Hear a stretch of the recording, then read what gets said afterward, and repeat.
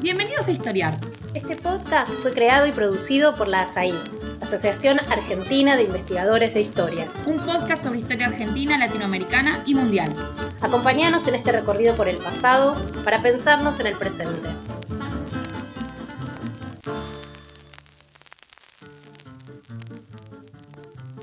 Bienvenidas y bienvenidos a Historiar, el podcast de la Asociación Argentina de Investigadores en Historia.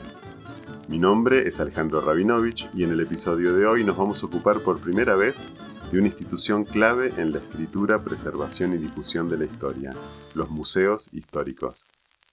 Nos vamos a preguntar con qué lógica funcionan, cómo se ha ido modificando su rol en el tiempo y qué desafíos les esperan en el futuro. Y para conversar sobre estos interrogantes tenemos un invitado de lujo. Gabriel Di Megli es un historiador muy reconocido por sus aportes a la historia de los sectores populares en Argentina, pero además fue construyendo una importante trayectoria como comunicador de la ciencia, con recordados programas de TV en Canal Encuentro, por ejemplo. Esta faceta lo llevó primero a reflexionar sobre el quehacer de los museos y, eventualmente, a dirigir los dos museos históricos más icónicos de nuestro país, el del Cabildo y la Revolución de Mayo primero, y actualmente el Museo Histórico Nacional. Gabriel, bienvenido y gracias por aceptar esta invitación. No, gracias a vos y a la ASAI. Decime, primero empecemos hablando de vos. ¿Desde cuándo, si te acordás, desde cuándo te interesan particularmente los museos? ¿Tenés una primera vez de chico que fuiste a un museo y te significó algo importante? ¿O fue de grande ya como historiador? Me acuerdo mucho una vez que fui al Museo Saavedra, pero en mi recuerdo, y algunas lo escribí mal en un libro, pensé que era el Museo Histórico Nacional. Un ex compañero de la primaria me corrigió después de leerme, pero que fui al Museo Saavedra, que es el museo histórico de la Ciudad de Buenos Aires, digamos, y me impactó mucho la visita. Después nos repartieron vasos rojos y vasos celestes, y entonces unos éramos federales y todos eran unitarios, depende de qué vaso te haya tocado. Y durante unas semanas en el colegio se jugó, así como se jugaba, o sea, a SWAT o a Poliladron, a unitarios y federales, que era otra excusa para golpearse, esas cosas, pero ese fue el tema y cada uno era un personaje y me acuerdo que eso me marcó mucho. ¿Sí? ¿Para qué personaje te tocó a vos? En realidad me tocó Manuel Dorrego. No, me tocó un unitario, pero fui a... Pero después mi mamá y mi papá me desautorizaron, me tenés que ser federal, con lo cual efectivamente fui Dorrego, porque quería ser Urquiza, pero allá había un entrerriano que se lo cantó PRI. ¿Qué edad tenías la primera que fuiste Dorrego? Calculo que 10 u 11. 10 u 11, espectacular. Bueno, el museo efectivamente es una institución muy particular, ¿no? Porque es a la vez un atractivo turístico que brinda un entretenimiento, es un entretenimiento también con un valor cultural muy importante. También es encargado de una tarea patrimonial esencial en cualquier nación moderna.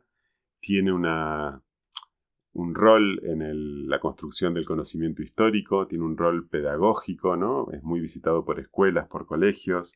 ¿Cómo pensás vos hoy en día el rol del museo histórico y cómo se ha venido modificando en el tiempo?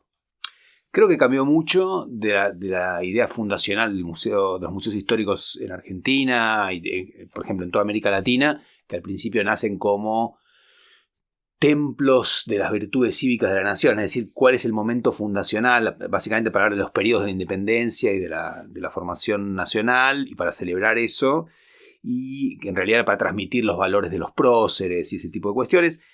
Estelas que todavía sobreviven en varios de los museos históricos importantes, pero también creo que en la actualidad tratamos de pensarlos de otro modo, más bien como maneras de contar la historia de un país, de una provincia o de un tema, con discursos historiográficos más actuales, pero usando al patrimonio como eje, ¿no? Básicamente trabajamos con la cultura material, cosa que en general quienes somos historiadores no solemos hacer en otro formato, claro. Lo cual es un desafío particularmente interesante, y además los museos tienen algo que es que le generan al público algo que creo yo en ningún otro formato de historia lográs, ¿no? Que es esa sensación de estar frente al presente, frente al pasado de manera presente, ¿no? Entonces, esto de que este objeto lo usó San Martín o tal o cual, o estuvo en tal episodio, es algo que ningún otro formato te permite. Y tiene un efecto como mágico, ¿no? Hay una emoción, genera una emoción. Vos el sable de San Martín te genera una emoción que un texto difícilmente logre. Es imposible competir con eso. Es como el aura de la que hablaba el filósofo alemán Walter Benjamin. Es decir, hay algo ahí que es muy fuerte realmente, y es una de las razones por las cuales los museos siguen estando siempre vigentes, pese a que a veces, sobre todo gente que no le gustan los museos, dicen es algo obsoleto, esto fue al museo como algo malo. En general los museos, y ven los números de gente en distintos museos, es decir, siguen funcionando porque la gente va. Es decir, tienen algo que como paseo, pero también como visita de tu propio pasado o del pasado de otro lugar al que querés conocer, sigue siendo muy eficaz.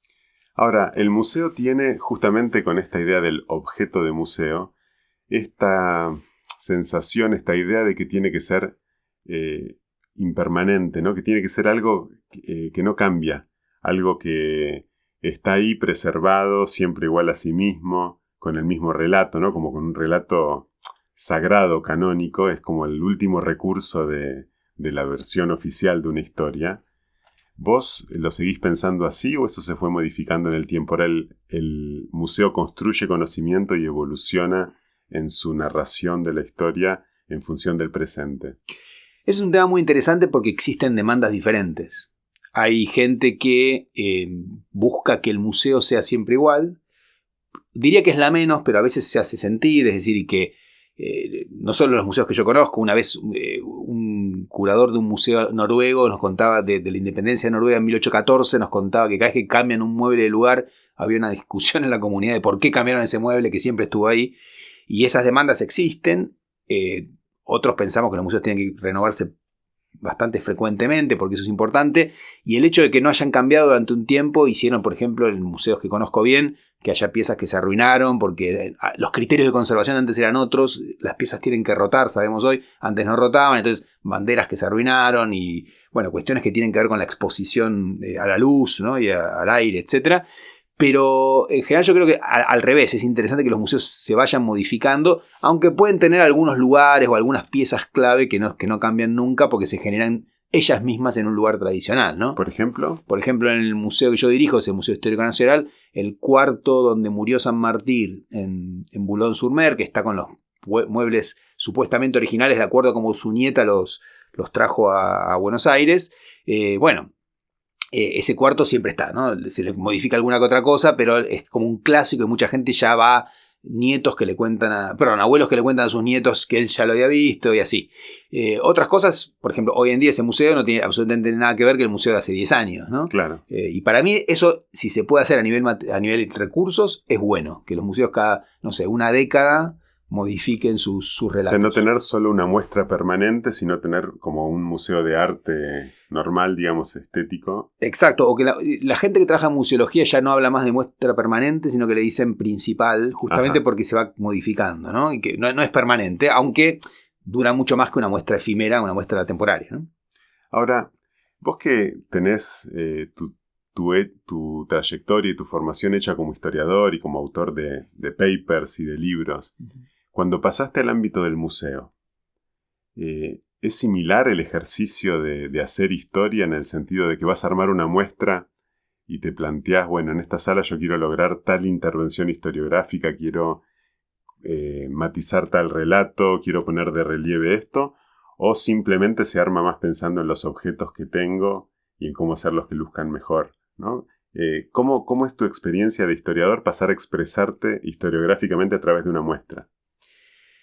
Y es un desafío de la curaduría, elegir con qué vas a contar y hasta dónde te permiten ciertos objetos contar y qué no, más ciertas cosas que uno va aprendiendo en el lugar, que es, por ejemplo, cuánto tiempo la gente parada puede leer un texto, con lo cual los textos tienen que ser cortos, si los objetos pueden ir más allá de los textos, a veces generando emociones, otras cuestiones, que por supuesto eso lo tenés que trabajar con equipos que no incluyan solamente historiadores, ¿no? Porque nosotros somos solo una parte de ese asunto, pero en lo específicamente desafío de historiador, creo que lo interesante es cómo contar una historia que ya contaste de otras maneras, quizá, por lo menos en las muestras de los temas que yo más manejo, aprovechando al máximo lo nuevo que te da el museo y que otros formatos no te permiten. A ver, dame un ejemplo. Y, por ejemplo, yo traje muchas veces la cuestión de la guerra de independencia, de la revolución, etcétera. El museo tiene mucho de la construcción simbólica de eso, ¿no? Las guerras entre símbolos, no sé, el uso del gorro de la libertad por los revolucionarios o del sol incaico o el águila napoleónica contra el león español, es decir, esas cosas que quizá en un libro de historia puede ser alguna anécdota o un dibujito,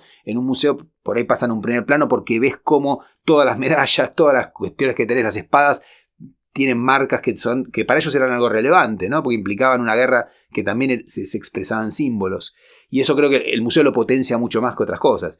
Después tenés, digamos, yo trato de trabajar siempre con imágenes producidas en la época y no posteriormente. Ese es un gran problema muchas veces de los libros de historia, que a veces toman un cuadro hecho en el siglo XX para el siglo XIX, con lo cual estás hablando más del artista del siglo XX. El museo mismo mandaba a pintar cuadros para ilustrar escenas que no tenían una ilustración histórica de época, ¿no? Efectivamente. Por lo que tengo entendido. Sí, el fundador del Histórico Nacional, Adolfo Carranza, tuvo un papel muy importante en construir buena parte de la iconografía que después los manuales escolares, los billetes, llevaron a todo el país, ¿no? Hay algunas escenas que el museo imaginó primero, como el famoso cuadro de un pintor chileno, Pedro Subercaseaux, del 22 de mayo de 1810, del Cabildo Abierto, que están todos en la galería del Cabildo. Creo que nadie que haya ido a la escuela en Argentina se puede imaginar esa fecha sin esa imagen, ¿no? Hoy sería en Wikipedia que está. Pero esa imagen está imaginada 100 años después, no existió. No sabía eso, o sea, es el mismo director del museo el que se imagina el cuadro que le gustaría tener, narrando la escena tal como él se la imagina. Claro, nosotros tenemos las cartas que se manda con el pintor y le manda también los retratos de los personajes para que pinte a Chiclana o Rodríguez, a Castelli, así. Es un cuadro muy informado, ¿no? La pintura historicista de esa época era así, digamos, los pintores tardaban mucho tiempo en informarse de cómo hacerlo, usaban fuentes, etcétera, pero de todos modos no es una foto. Por ejemplo, agregó a Mariano Moreno en un rincón que no sabemos ni siquiera el famoso rinconcito que está ahí meditando, que ¿no? Está meditando porque, bueno, Carranza era fanático de Moreno y Moreno no hizo nada en ese Cabildo Abierto y quería que estuviera. Entonces, es una imagen recreada, ¿no? Entonces, qué envidia tener a Subercaseaux para que te haga el cuadro que querés, sí, ¿no? además era un muy buen pintor Subercaseaux para la época. Hay varios Subercaseaux en el museo, la batalla de Chacabuco, el abrazo de Maipú, varios que después se hicieron a raíz, en buena medida, de la tarea del museo, se hicieron cuadros muy importantes para pensar el pasado argentino, ¿no? Nosotros lo que decidimos ahora es justamente que esos cuadros estén en una muestra específicamente de pintores y no en la muestra de 1810, porque vos no puedes competir con un cuadro así, tan pregnante. Genera un efecto de verdad.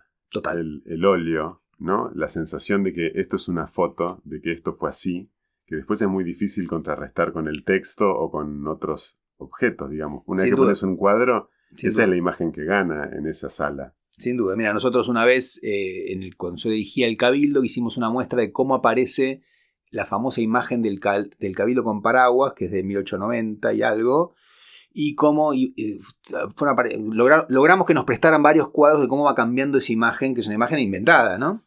Y lo interesante es que hicimos una muestra que se llamaba Imaginando el 25 de mayo y contábamos cómo habían ido armando esa lógica. Y el día que inauguramos, cuando abrimos la muestra, entra una persona y dice: mira, así fue ese día.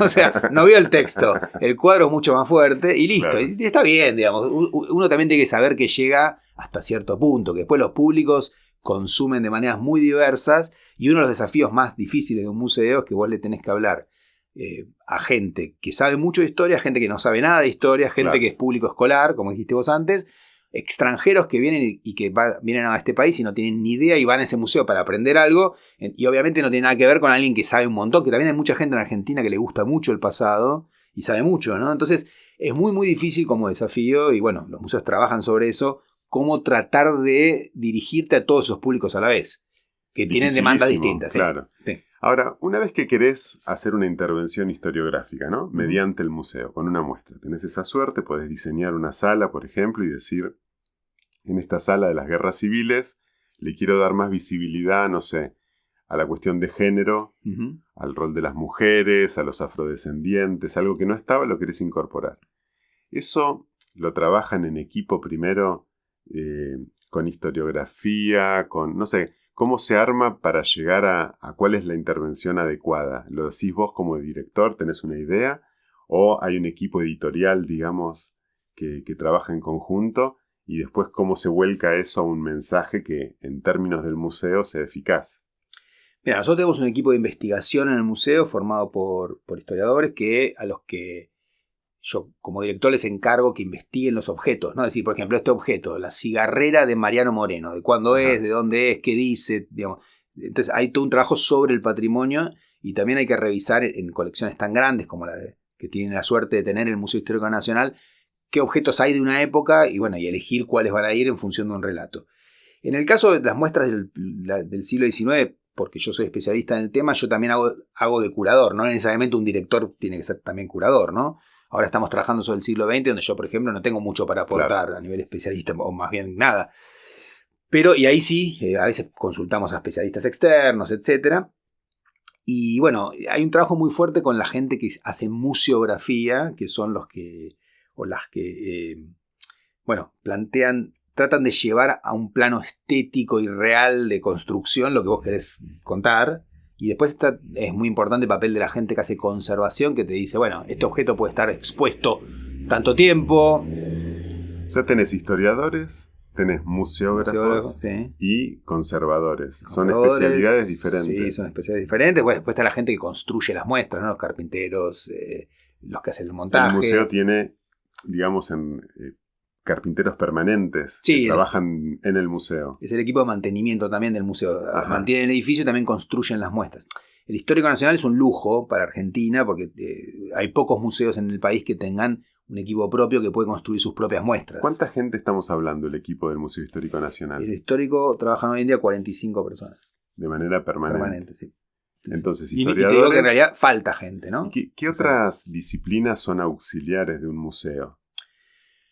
Y tenés, bueno, el histórico tiene biblioteca, con lo cual tiene gente de biblioteca, tiene un archivo, entonces hay archivistas, está la gente que maneja la colección, que hace el registro de la colección y que, digamos, lleva adelante, porque es una colección muy grande, bueno, que cuando ingresan nuevos objetos y cuando se hacen préstamos, etcétera, esa es una parte importante de la burocracia interna de un museo. Y después, bueno, los equipos más grandes son los de conservación y mantenimiento y construcción de obras, ¿no? Realización de muestras, básicamente. Y después, bueno, está la gente que hace las visitas guiadas, que para las escuelas eso es fundamental, y también hay para el público general, la gente que te atiende en la puerta, porque eso es clave en un museo, quien te dice hola, ¿no? Claro. Y cómo te explica lo que pasa. Y después hay grupos auxiliares que no son extras, que son la gente de seguridad y la gente de limpieza, ¿no? Claro. O sea, eso es una estructura grande. Bastante. Sí, sí. Es un pequeño... Sí, es una pequeña... mundo. Pero te digo que en realidad es un museo que podría tener... O sea, necesitaría incluso para un funcionamiento óptimo un poco más de gente. Un poquito todavía. Más de 45. Pero bueno, nos arreglamos bien, digamos. Sí. Y decime, cuando estábamos hablando de este momento en el que uno interviene historiográficamente a partir de una muestra. Sí.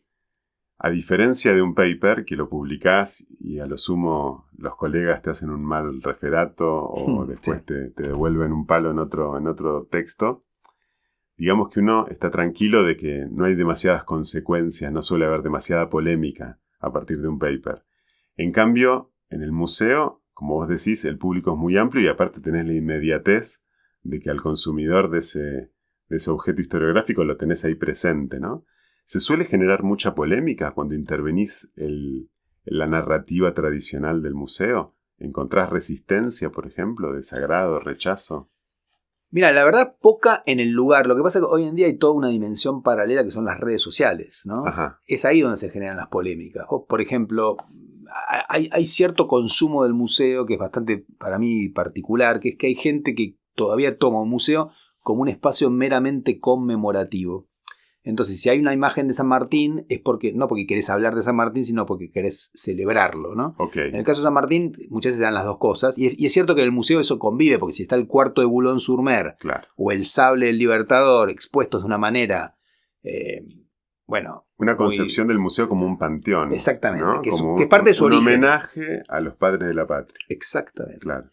Entonces, pero ¿qué pasa? Cuando vos querés hablar de otros personajes también, qué sé yo, del virrey Cisneros, cuando hablas de Rosas, de Rivadavia o de Urquiza o de Mitre. Hay gente que se enoja. Hay gente que se enoja. No tendría que estar en el museo. Exacto. En el museo nunca vi que eso ocurriera. En general porque hay un encuadre. Entonces vos vas viendo una muestra. Pero si vos posteás un cuadro de Urquiza, te dicen, Urquiza, claro, el traidor, claro. Ponés uno de Rosas, estos malditos peronistas y Rosas. O sea... Pero obviamente uno siempre se queda con o qué sé yo, hemos tenido cuadros de Cándido López que generaron enormes debates sobre la guerra de la Triple Alianza, donde interviene incluso gente de Paraguay y gente que por ahí se está insultando, cruzando, que al final puede ser interesante un tiempo, después es un poco pesado realmente, pero rara vez eso ocurre en el museo mismo, que en general creo que toda institución a nivel presencial genera cierto marco de de encuadramiento bueno, ¿no? Y por parte de, ya no del público en general, sino de los colegas, por ejemplo. Uh-huh. ¿Sentiste alguna vez debate o polémica respecto de un cambio en la narrativa o en el guión de los museos en los que trabajaste? Que digan eso no está bien, no refleja la historiografía. No directamente, no leí ninguna crítica. O sea, hay gente que le gustaría contar otros temas. Yo creo que hay un límite en museos que se basan en la colección. Es difícil agregar algunas cuestiones. Vos hablabas ¿Por del ejemplo? mundo. Y, por ejemplo, qué sé yo, la historia argentina a mí me gusta mucho hacerla lo más policéntrica posible, hablar de todas las regiones del país, de distintos grupos sociales. Es decir, hay avances fuertes de la historiografía, no sé, sobre las poblaciones indígenas en el siglo XIX, por ejemplo, de los cuales vos no tenés prácticamente nada para hablar de ellos. Objetos, claro. Es complicado, tratamos de buscar la vuelta. Eso es un gran desafío. A raíz de todo el gran movimiento femenino de 2015 hubo mucho más demanda de historia de mujeres, que es todo un desafío cómo hacerla. Es decir, yo trato de mezclar cuestiones de género en un relato único y no que haya un rincón de mujeres. Claro, ¿no? La sala de las mujeres. No, eso yo estoy en contra de eso. Bien. A veces hay gente que demanda eso y le parece que eso no está. Igual decir, pero mira, está acá, pero están, digamos, justamente para evitar que sea una historia masculina, una historia principal con condimentos, ¿no? Entonces, para mí el desafío es cómo contar una historia que no sea pampeanocéntrica, sobre todo porteñocéntrica, que no sea varoncéntrica, digamos, y que entonces te aparezca, y lo demás sean solo condimentos en rincones. Para mí es un desafío muy difícil y que probablemente uno nunca llegue a cumplir de la manera que quiere, ¿no? Que es cómo contar un solo relato que vaya tomando distintos temas.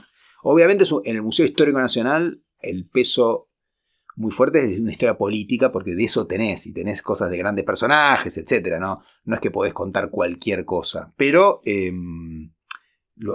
hacemos lo más que podemos, digamos, en ese sentido, ¿no? Imagino que debe ser también un arte de saber hacer hablar a la colección con la que ya contás, que es la función principal tal vez del museo, es resguardar esa colección, que para que tengamos una idea, yo tuve la suerte de que me permitiste, cuando visité el museo, ir a la trastienda a ver lo que es el depósito, bastante impresionante.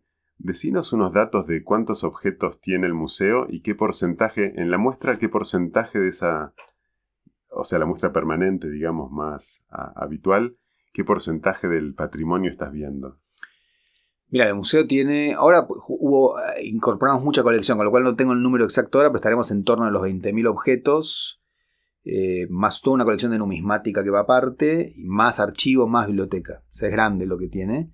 Y no sé el porcentaje que tenemos expuesto, pero no es ni el 10%, digamos. O sea que la gran mayoría de lo que tiene el museo está guardado. O prestado, sí, y digamos, es una colección muy grande. Es verdad que muchas cosas van rotando, tenés el privilegio de poder rotar, no sé, nosotros tenemos, ponchos de distintos personajes. Un poncho se puede mostrar 6 meses y hay que guardarlo para que no lo dañe. Entonces sacás el de Rosas y ponés el de Quiroga. O tenés uno de Rosas y tenemos 2 de Rosas, 2 de Urquiza, 2 de San Martín. Qué lujo. Y los podemos hacer rotar por sí mismos. Qué bien. Cuando eso es un privilegio. Yo dirigí otro museo que eso no pasaba y es mucho más difícil, ¿no?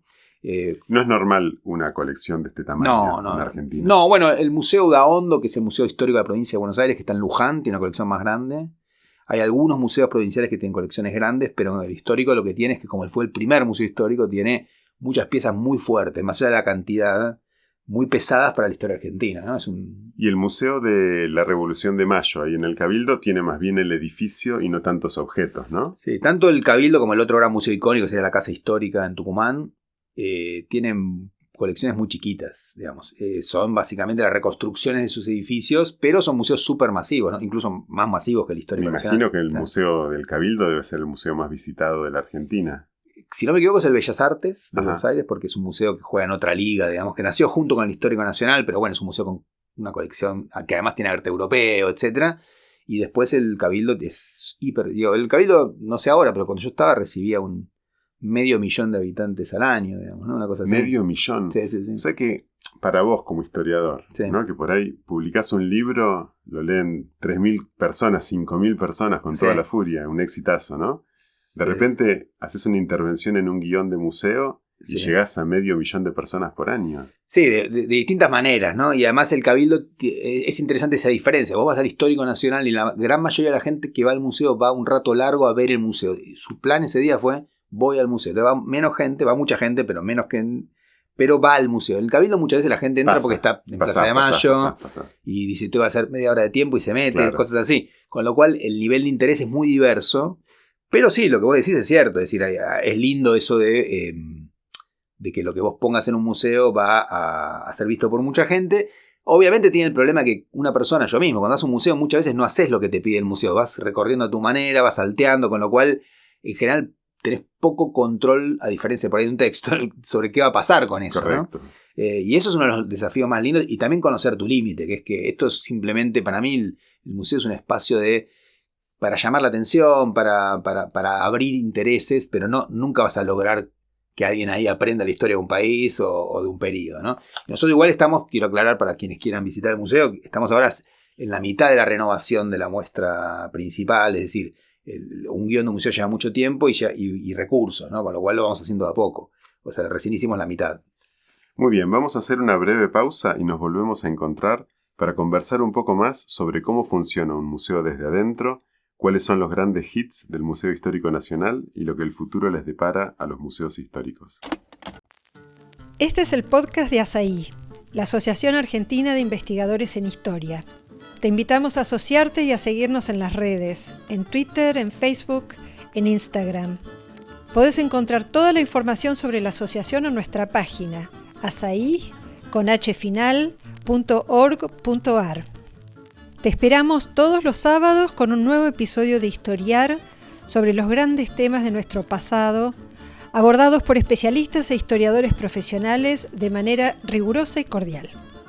Seguimos con nuestro episodio de hoy. Continuamos nuestra conversación con Gabriel Di Meglio, estamos hablando de los museos y hasta ahora nos centramos sobre todo en los que manejan un museo, en los que diagraman las muestras. Me gustaría que hablemos un poquito ahora del público que viene a visitar el museo. ¿Cómo sentís? Me imagino que te pasás horas, ¿no? Mirando la gente que recorre una muestra, las reacciones que tiene, escuchando en los pasillos qué es lo que dicen. En las redes también debes tener un feedback bastante fluido, ¿no? De lo que le gusta, lo que no. ¿Cómo es la gente cuando va al museo? ¿Qué va a buscar? ¿Qué es lo que le gusta? ¿Qué es lo que no? ¿Qué tipo de uso se hace de la muestra que uno hace en un museo? Bueno, una cosa que aprendí de la gente que hace museología es hablar de los públicos y no de el público, porque justamente son muy, muy diversos. Hay gente que hace estudios de público, que sabe mucho más que yo de esto, pero efectivamente yo voy a las salas, miro qué hacen unos y otros, y la verdad que es realmente muy diverso, ¿no? Y sobre todo que mucha gente va a buscar cosas muy distintas. Nosotros cuando digo el Museo Histórico Nacional o buena parte de los museos más clásicos son museos intensivos en colección. Es decir, nosotros tratamos de llevar adelante nuestro guión en función de objetos, ¿no? Y objetos e imágenes. Pero básicamente elegimos eso, con lo cual, por ejemplo, no le damos tanta prioridad a otro tipo de recursos que se pueden usar y que quizás son más espectaculares, más tecnológicos, a veces más caros, pero a veces no tanto. ¿Por ejemplo? Y, por ejemplo, usar hologramas, hoy en día filmaciones, sonido, ¿no? Que hay museos más modernos o que no tienen patrimonio, porque un museo no tiene necesariamente que centrarse en una colección. Claro. Puede ser un museo de un tema y que bueno, se cuente de otra manera, más espectacularmente, más vivencialmente, y es otra propuesta.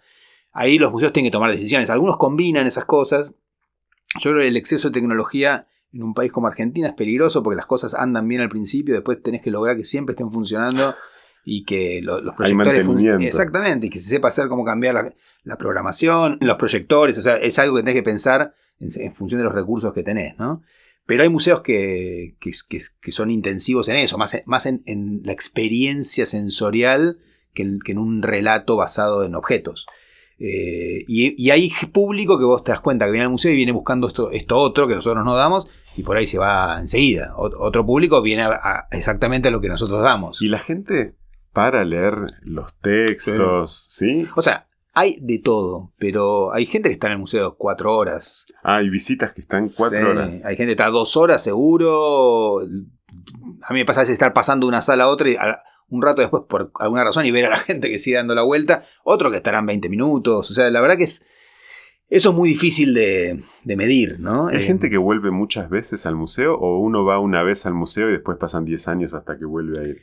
Bueno, eso depende también con qué ofrece el museo, ¿no? Yo creo que el museo ideal, y un poco eso lo hacen los museos de arte mucho, los que andan bien, es tener muestras, junto con una muestra permanente o principal, buenas muestras temporarias. El histórico no las tenía antes. Vas renovando el interés. Claro, y eso trae a gente a ver esa muestra. Nosotros hicimos 2 muestras muy grandes en el año 2022 y 2023.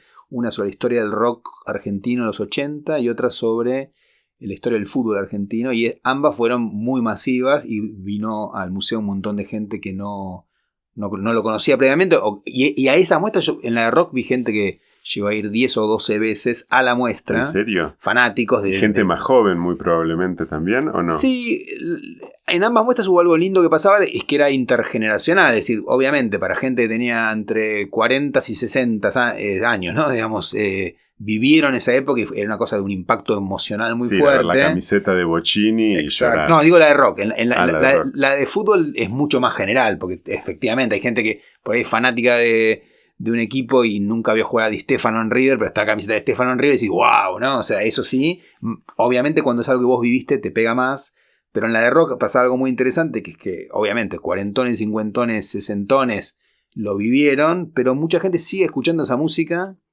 O sea, los grupos de los 80 en Argentina dejaron una marca, sean Sumo, Los Redondos, Soda Stereo, Rata Blanca o, no sé, Fan People, hay para todos los gustos, ¿no? Entonces...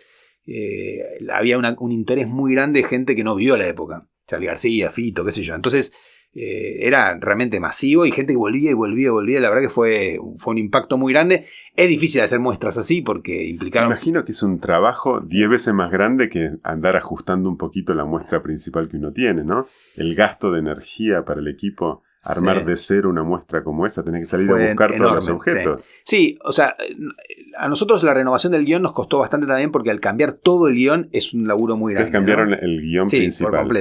Por completo. O sea, hoy el museo no es no tiene nada del museo hace 10 años, salvo el cuarto de San Martín. Ahora te voy a preguntar un poquito por eso. Pero no, quería cerrar lo de estas 2 muestras. ¿Cuánta gente, tenés un número de cuánta gente va a ver una muestra como la del rock nacional? Con las muestras de rock en 2022 y la de fútbol en 2023, el museo prácticamente duplicó su público, ¿no? O sea, en 2023 fue el año récord después de 1931. No sé por qué razón 1931 es el año récord de la historia del museo, pero después, sobre todo después de la década del 40, el museo bajó mucho su público y ahora creció un montón y bueno, fueron como 170.000 personas en el año 23.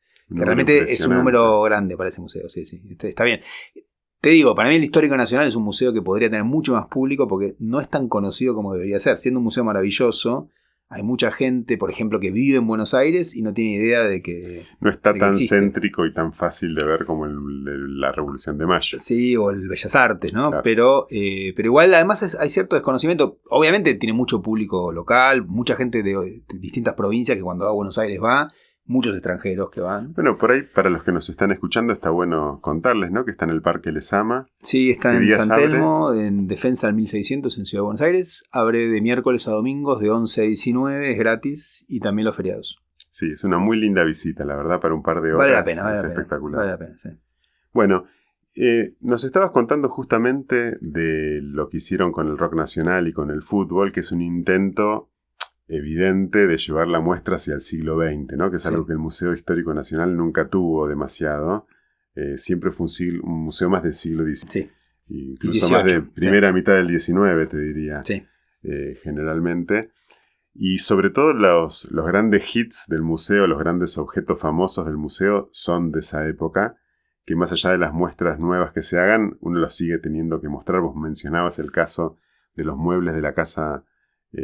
la última casa de San Martín en Francia, pero hay 12 objetos que se me vienen a la mente, mitológicos.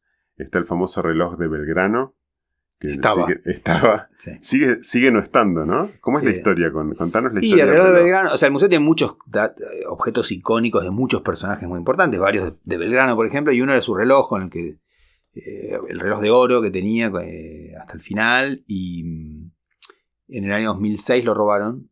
En esa época el museo no tenía seguridad, ¿no?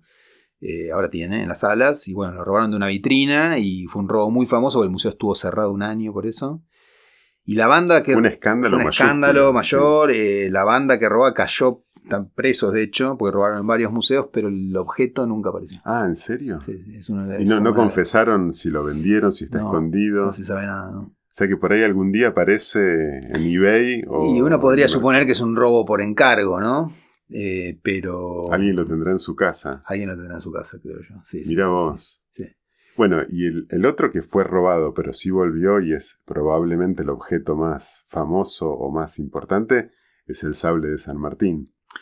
Sí, ese tuvo 2 robos, o sea, ese fue robado en la década del 60, 2 veces porque, bueno, ese sable es fabuloso porque... Contá un poquito la historia. Es el sable de San Martín que compró en Londres él, usado ya en 1811, lo trae al Río de la Plata. Sable de caballería. Sable de caballería, sable de acero damasco, que lo usó en la campaña de Chile, en la campaña de Perú, y después es el sable que le lega a Juan Manuel de Rosas por su defensa de la soberanía en la década de 1840, y entonces es la hija de Rosas, Manuelita, la que lo dona al Histórico Nacional junto con varias cosas. Directamente al museo. Sí, al museo, sí, a fines del siglo XIX. Y el sable queda en el museo. En la década, no tenía durante mucho tiempo el estatuto de la gran pieza que es ahora, por lo que me cuentan. Pero bueno, con la asociación de la década del 60 que apareció de San Martín, Rosas, Perón, hubo grupos peronistas que lo robaron en los 60 para dárselo a Perón. ¿Se sabe cómo fue eso? ¿Entraron de noche? ¿Cómo fue? Uno que después era un custodio de Rucci años más tarde, ¿no? Agosto llamaba el de apellido. Estuvo, de hecho, hace un tiempo en el museo. No, porque no había de vigilancia en el museo. O sea, hicieron un golpe de comando, pero no de tremendamente sofisticado, ¿no? Hay una película incluso, se llama El Sable, sobre eso. ¿En serio? Sí, es un documental. Y el ejército lo recuperó las 2 veces. Y la segunda vez estaba Onganía de presidente, decidió que se guardara en el regimiento de granaderos, ¿no? O sea, creado por San Martín. Y estuvo desde la década del 60 hasta el año 2015 ahí. Y en el 2015, cuando era presidenta Cristina Fernández, lo traen de nuevo al Histórico Nacional y se hace una especie de capilla rodeado de sables de grandes figuras de la Argentina, y quedó ahí, bueno, y es la pieza más icónica porque además tiene custodia de granaderos con cambio de guardia. ¿Permanentemente hay 2 granaderos? Hay un granadero, pero también viven los granaderos en el museo atrás, digamos, y van haciendo el cambio de guardia a lo largo del día. Perdóname, ¿cómo? ¿Viven los granaderos en el museo? Sí, nosotros tenemos granaderos que viven en el museo porque custodian el sable. ¿Sí? ¿En serio? Sí. ¿Cuántos granaderos viven en el museo? Viven 4. Sí. Y están permanentemente cuando el museo cierra, ellos siguen. Pasa que los granaderos también está en la guardia en Casa Rosada, ¿no? Entonces van y vienen, cambian. Porque son la custodia del presidente, ¿no? Eso le agrega un grado de complejidad extra, ¿no? De repente tenés una guardia armada de caballería adentro del museo. No pueden usar sus armas reglamentarias, ¿no? Pero bueno, sí tienen custodia, tienen una cámara especial, y bueno, ellos tienen una de las llaves de la vitrina, es como tesoro nacional, ¿no? Me imagino que para los niños en particular que van ¿no? Que San Martín es la figura histórica que un niño en edad escolar referencia como héroe máximo. Cuando van ahí y ven al granadero y el sable, ¿vos tenés alguna anécdota o alguna percepción especial de ese momento? Eso es medio sagrado, ¿no? Los cambios de guardia en distintos lugares del mundo con uniformes tradicionales son siempre un atractivo. Nosotros tenemos ese cambio de guardia, la gente lo viene a ver, es lindo. Y tiene una cosa así de cosa clásica que es atractiva, en un lugar que no lo es. Tiene pocos años, pero una solemnidad antigua. Nosotros lo que hicimos fue cambiar el guión de esa capilla, le digo yo, porque lo que hicimos fue rodear al sable del Libertador no con sables de otros personajes históricos, sino de oficiales que pelearon bajo sus órdenes efectivamente, para darle un sentido más histórico, ¿no? Y entonces todos los que están alrededor estuvieron en Perú y en Chile con él. Son oficiales de los Andes. Claro, los Andes y de Perú, está Arenales, Mansilla, Enrique Martínez, La Cera, Zapiola, Soler, toda gente que fue importante en la guerra de independencia, pero todos bajo el mando de San Martín, ¿no? En esa campaña. Entonces, con eso logramos cerrar un poco el guión y que no fuera solamente un panteón, ¿no? Pero sigue teniendo las características de panteón. Porque más el panteón está en la catedral, básicamente, el lugar donde uno va a ver los restos. Lo que pasa es que este Museo Histórico Nacional es también el Museo Sanmartiniano, porque todos los objetos prácticamente que hay de San Martín están ahí. Incluso su biblioteca personal. O sea, tenemos realmente la suerte de tener prácticamente todo lo que hay de él en Argentina está ahí, y entonces es el Museo Sanmartiniano por excelencia. Ese es un peso muy grande que tiene, donde lo conmemorativo se superpone con lo que uno quiere hacer analítico o histórico, Eso es muy complejo. A mí no me desagrada también que la gente venga a celebrar las figuras. Pero está buenísimo que en un mismo museo, al mismo tiempo, uno puede ir a ver una muestra sobre Charly García y sobre San Martín, ¿no? Obviamente esto enriquece. Lo del rock generó controversia, ¿Sí? ¿no? Contame. Sí. Y bueno, hubo gente que se quejó, eso sí, abiertamente, en el museo, en el como libro que de era visitas. algo que no da para un museo histórico Exacto, nacional. como que era una afrenta contra San Martín, contra Belgrano, contra la historia nacional. Obviamente públicos muy conservadores, no muy grandes, pero... Y en las redes también hubo insultos, con la de fútbol también, o gente que le decía la muestra histórica y las otras no son históricas, ¿no? Como la historia es solamente el origen de la nación. Pero bueno, eso a mí no... respeto esas opiniones, pero no me parece relevante. Es decir, digo que no, me parece una impugnación no válida. Muchos museos históricos se han ido transformando a lo largo del tiempo.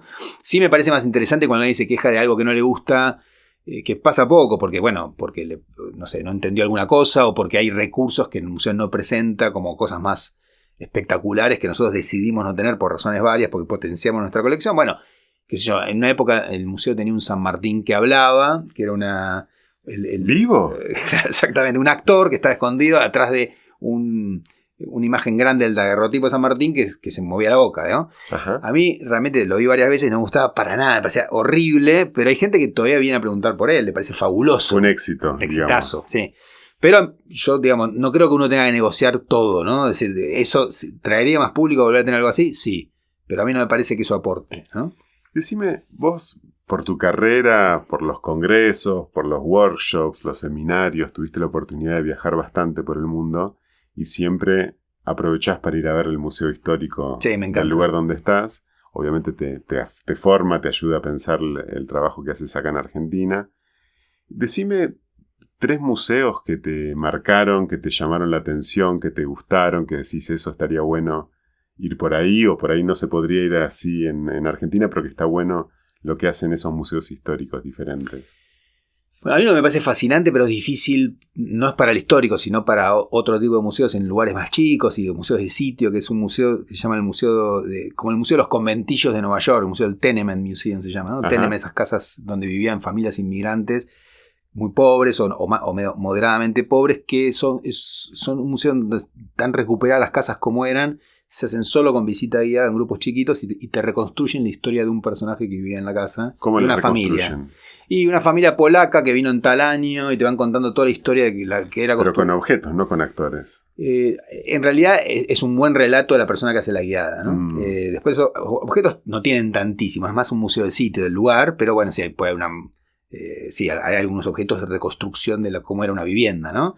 Pero es muy lindo como está contado y eso se podría hacer en Buenos Aires, en San Telmo, hay algunos conventillos que están muy bien así, conservados. exactamente. Y lo puedes hacer con otro tipo de vivienda en distintos lugares del país, por ejemplo. Sería fantástico. Eso me pareció, y estaba muy logrado. Obviamente es un tipo de museo muy chico, o sea, no tiene nada que ver con un museo de colección. Claro, no van a grande. entrar 170.000 personas. No, exactamente. Pero eso me pareció muy, muy logrado. Después un museo... Es el de Tenement Museum en Nueva York, sí, en la isla Manhattan. Y después hay... en Estados Unidos mismo también un museo me parece súper interesante, que es gratis. Es el museo que está en la capital, en Washington, el Museo Histórico. Porque, claro, nosotros tenemos un criterio de museo histórico que todos los museos de América Latina en general siguen. También el Museo de Berlín, que es un criterio cronológico, ¿no? Es decir, tratamos de contar... Alguien va a un museo y dice, quiero conocer la historia de este país. No sé, estuve una vez en Croacia, también es así, qué sé yo. Desde los tiempos prehistóricos hasta... ahora, ¿no? Más o menos, sí, o lo que pueda. De los dinosaurios. Exacto, a veces con un esencialismo nacional proyectado hacia atrás, ¿no? Y entonces, lo interesante es que el Museo de Estados Unidos no es así, es por temas, pero además, como los norteamericanos no tienen muchas diferencias ideológicas, ¿no? Y muchas maneras distintas, como todo país, ¿no? Pero de ver su propia historia, que tienen como 4 curadurías distintas que no dialogan entre sí. Entonces las muestras son por tema y son completamente diversas. Dame un ejemplo, ¿cómo los temas? Por ejemplo, hay uno que es sobre la guerra, ¿no? Entonces es Estados Unidos en guerra. La guerra. No se llama la guerra, es todas las guerras que tuvo Estados Unidos. Okay. Termina con Afganistán y empieza con las guerras coloniales, ¿no? Sí. Hasta la guerra de independencia, etc. Y todas las guerras que tuvo Estados Unidos. Y esa es una muestra que muy potente a nivel, está muy bien hecha, pero con una lógica un poco celebratoria del rol militar de Estados Unidos, que obviamente es muy polémico en Vietnam o por decir en tantos lugares. Mientras que al lado hay una muestra que es sobre, se llama Un país, muchas voces, y sobre la diversidad, ¿no? Y cómo Estados Unidos es un país hecho sobre la diversidad, con una mirada positiva sobre esa diversidad, y en realidad vos te das cuenta que esas dos muestras tienen orientaciones totalmente distintas. No solo el tema, la manera de mirarla no es la misma. Entonces, y conviven ahí. Y tienen, ¿son principales en el sentido que son permanentes? Es que no tienen un guión principal. Es una muestra ahí dura 10 años y se ¿Cómo saca. Llegaron a esa idea? ¿Era porque no se podían poner de acuerdo? Eso me dijeron extraoficialmente. Sí, mirá qué loco. Yo hice una visita así más como director, ¿no? Y es un museo increíble, espectacular, con una colección descomunal, bueno, mucho dinero. Tiene una parte de historia latina. O sea, es muy interesante, pero muy diverso. Me pareció interesante eso de que, bueno, de que no busca un único relato, ¿no? Son relatos que conviven malamente, pero que son interesantes de ver todos, ¿no? ¿Y alguno más? Hay un montón. Bueno, el alemán es muy lindo también, ¿no? Es un museo que más clásico, más de objetos, pero muy bien puesto y bueno, me gustó mucho verlo, cómo va contando, cómo logra armar un país que tiene una historia muy compleja, cómo lo va llevando, ¿no? Yo lo que noté en una visita a Londres, los museos en Inglaterra están cambiando mucho la forma de contar y la forma de tener relación con el usuario, digamos, con el visitante. Por ejemplo, el Museo del Ejército en Inglaterra rompió completamente el molde más francés clásico de que tenés las vitrinas con los sables, los fusiles, cientos de cañones, y es más inmersivo, ¿no? Uno se mete en una trinchera de la Primera Guerra Mundial, sale por el otro lado, ves a un soldado en una situación viva, ¿no? Y están sus objetos y apretás un botón y el soldado habla y tenés un video. ¿Vos ves que los museos van para ahí, por ese lado, o es solamente algunos que hacen ese intento? ¿Cómo ves la proyección de los museos a futuro, digamos? Bueno, creo que hay muchas variantes. Creo que esa que vos decís es una variante probablemente muy exitosa a futuro y además permite que museos, por ejemplo, que no tengan buena colección... Claro, no tenés nada. A mí me gusta mucho la música soul y el jazz de Estados Unidos y estuve en un museo que sobre esa música no tiene nada de patrimonio, solo algún que otro objeto, pero sobre todo son como vos mismo podés componer música de ese estilo, son museos muy participativos. La cuestión de lo participativo es algo muy celebrado, sobre todo por la gente que trabaja, que se formó en museología, cómo incluir al músico al público y que no sea solamente una bajada del museo. Tocar, oler. Exactamente, eso es algo que hoy se usa mucho. Nosotros tenemos algunas pequeñas cosas, puedes oler cómo olía la comida del Ejército de los Andes, pero son cosas mínimas, ¿no? O sea, otros hacen de eso algo muy fuerte.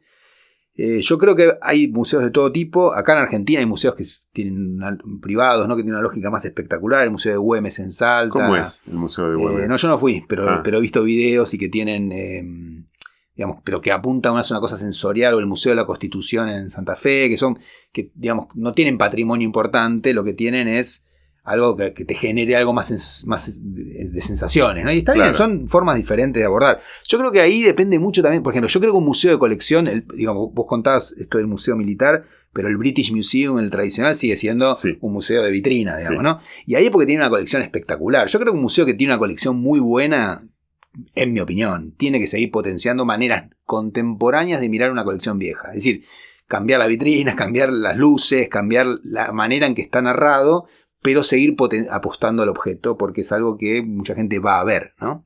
Ahora, está buenísimo que museos, y acá en Argentina hay casos, no sé, en Berazategui, en Bahía Blanca, hay museos muy modernos, o en Rosario, que han salido un poco de los estándares tradicionales, incluso con colecciones tradicionales, y los han modificado y son museos comunitarios muy potentes, ¿no? Algunos con muchos recursos, otros no, pero lo que te muestran es que no hay una manera de hacer museos, que hay diversas y los que tienen esa posibilidad de ejercitar con la cuestión de lo vivencial, me parece que lo que pasa es que es caro de hacer y tiene su complejidad, creo que les puede ir bien, pero es casi como una sala de escape a veces, ¿no? Como una cosa más de ir a una cosa más de parque de diversiones en el buen sentido. Yo creo que está bueno eso porque puedes transmitir buenos conocimientos y atracción hacia los públicos que pueden ser muy, muy tentadores. Pero por eso yo creo que no hay una receta, sino que en mi opinión cada museo tiene que generar cosas que atraigan, ¿no? Bueno, muchísimas gracias Gabriel por tu tiempo y a nuestros oyentes, gracias por acompañarnos y los esperamos la semana siguiente en un nuevo episodio de Historiar.